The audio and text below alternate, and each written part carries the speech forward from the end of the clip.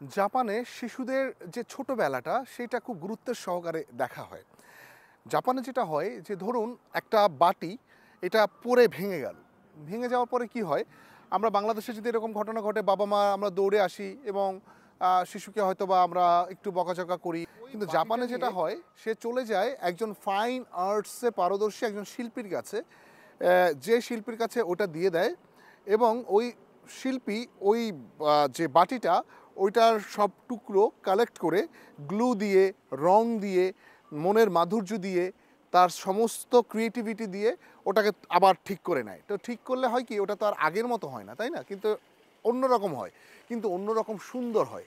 তো জাপান এটা কেন করে জানেন? জাপান এটা করে হচ্ছে যে শিশুকে বোঝানো যে একটা জিনিস ভেঙে গেল বলে জীবনটা শেষ হয়ে যায়নি, সব কিছু নষ্ট হয়ে যায়নি। এই ভেঙে যাওয়া থেকেও নতুন করে কোনো কিছু একটা তৈরি হতে পারে।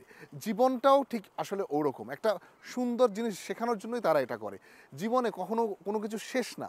যেখানে আপনার কাছে শেষ বলে মনে হবে হয়তো সেখান থেকেই একটা নতুন সুন্দর শুরু হবে।